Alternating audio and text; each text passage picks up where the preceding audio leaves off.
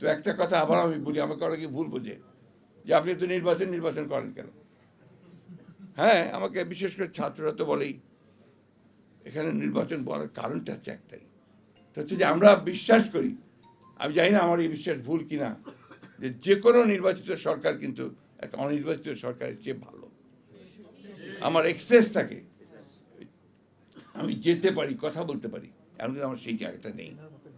জিয়াউর রহমানের কৃতিত্বটা ছিল কোন জায়গায়?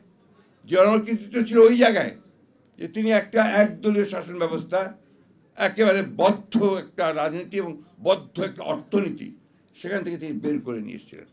ওটাই তো ছিল বাংলাদেশের জন্য সবচেয়ে বড় সংস্কার, একদলীয় রাজনীতি থেকে বহুদলীয় রাজনীতি।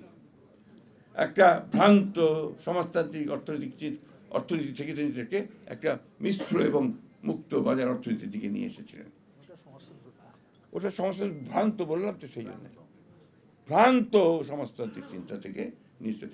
আর আওয়ামী লীগ সমাজতন্ত্র করবে কি? আমরা তো কোনো সমাজে বিশ্বাসই করতো না, করতো না। এটা হচ্ছে ছিল থেকে প্রতারণা। আমার এখনো মনে আছে, এটা বোধহয় সম্ভবত আপনার 69-এই আপনার এই শহীদ মিনারে আপনার সব অল পার্টি মিটিং হচ্ছে ওখানে আপনার 21শে ফেব্রুয়ারির পরের দিন বা 21শে ফেব্রুয়ারিতে। তো ওইখানে আমাদের ওই যে তখন আপনার ছাত্র ইউনিয়নের প্রেসিডেন্ট ছিলেন আমাদের নর্থ বেঙ্গলের, না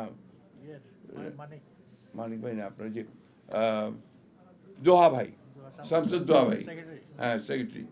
তো উনি বক্তৃতা করতে গিয়ে আফ্রো এশিয়া লাতিন আমেরিকার করে ওই আপনার সমাজতন্ত্রের কথা বলে মার্কিন সাম্রাজ্যবাদের বিরুদ্ধে কথা বললেন। আর যায় কোথায়, এত বড় বড় ছুরি টুরি সব বেরোয় আসলো, মার্কিন সাম্রাজ্যের বিরুদ্ধে কথা বলা যাবে না, এবং সেটা ছাত্রলীগের নেতারা। রিমেম্বার 250-টিরও বেশি ডিজাইন অপশন নিয়ে ওয়ালটন স্মার্ট ফ্রিজ, বোঝে আপনার প্রয়োজন। তখন ওই দল যদি আপনার সমাজতন্ত্র করতে যায় তো কী হবে সমাজতন্ত্রের অবস্থা? তাই হয়েছে। তা আজকে এই জিনিসটা আমাদেরকে বুঝতে হবে যে আমরা ওই জায়গাটা থেকে বেরিয়ে এসে একটা সুযোগ পেয়েছি, সম্ভাবনা তৈরি হয়েছে একটা, যে আমরা একটা ভালো কিছু করব। এই সংস্কারের প্রস্তাবগুলো আসতে শুরু করেছে। আমার বিশ্বাস যে আমাদের প্রধান উপদেষ্টা তিনি খুব শীঘ্রই এই বিষয়গুলো ডাকবেন, একটা সমাধানের দিকে আসবেন, আলোচনা হবে, ঐক্যমতের ভিত্তিতে আমরা একটা জায়গায় গিয়ে পৌঁছাবো। নির্বাচনটার কথা এই জন্যই তাড়াতাড়ি বলি যে নির্বাচনটা হলে এই সমস্যাগুলো চলে যাবে।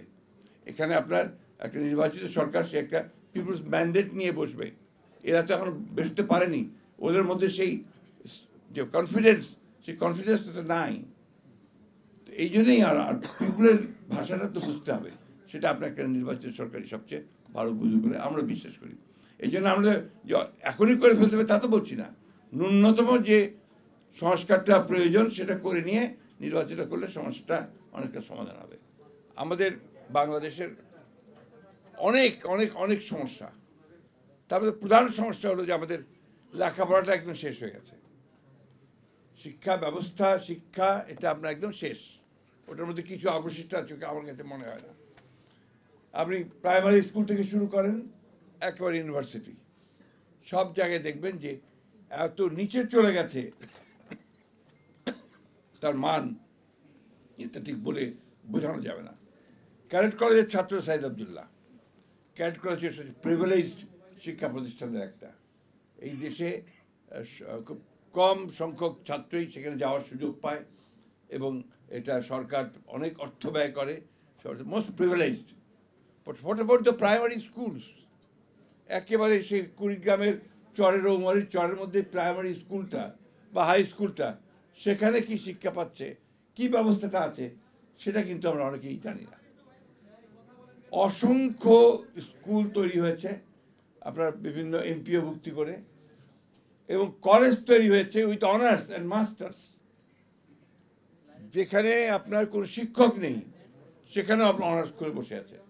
দিনাজপুর গভর্নমেন্ট কলেজে যাওয়ার কিছুদিন আগে আমার সুযোগ হয়েছিল। আমার চাকরি জীবনের শুরুতে আমি দিনাজপুর গভর্নমেন্ট কলেজে কাজ করেছিলাম। সেখানে একটা ডিপার্টমেন্ট আছে, অ্যাকাউন্টেন্সি ডিপার্টমেন্ট, যার মাত্র একজন শিক্ষক, অনার্স আছে, মাস্টার্স আছে, অনলি ওয়ান টিচার। এখন আপনারা বলুন যে এই কলেজগুলোর কী প্রয়োজন আছে? সবাই আর্টস পড়ে, বিএ, আর্টস বেশিরভাগ, এবং আপনার যে কমার্স খুব কম ছাত্র পড়ে আজকাল, সায়েন্স তো পড়েই না প্রায়। তাহলে এই যে শুধুমাত্র জেনারেল এডুকেশনে বিএ পাস করাচ্ছেন, তাদেরকে দিয়ে আপনি কি করাবেন? তাদের প্রয়োজনটা কি? সমাজে তার প্রয়োজন কি? কোনো প্রয়োজন নেই। এবং যার ফলে দেখা যাবে যে তার পুরো শিক্ষাটাই ব্যর্থ হয়েছে। এর মধ্যে কি হয়, ছেলেকে লেখাপড়া শেখানোর জন্য বা মেয়েকে লেখাপড়া শেখানোর জন্য ওই বৃদ্ধ মা তার জমিটুকু, শেষ জমিটুকু বিক্রি করে ছেলেকে পাঠিয়ে দেন ঢাকায় পড়ার জন্য। সেখান থেকে বিএ পাস করে যায় বা একটা প্রাইভেট ইউনিভার্সিটিকে একটা ডিগ্রি নিয়ে যায়, তারপর আর চাকরি খুঁজে পায় না। এবং এই যে আপনার সারা দেশে অসংখ্য শিক্ষিত বেকার, এটা তো একটা বড় সমস্যা। এটাকেও কিন্তু আমরা কেউ চিন্তা করছি না। আজকে এই সরকার সংস্কারের কমিশন অনেকগুলো গঠন করেছে, কিন্তু শিক্ষা সংস্কারের কোনো কমিশন হয়নি, যেটা সবচেয়ে আগে প্রয়োজন ছিল, যেটা আমি মনে করি যেটা সবচেয়ে আগে দরকার ছিল। গোটা প্রবলেমগুলোর মূলে ওই জায়গাটাই।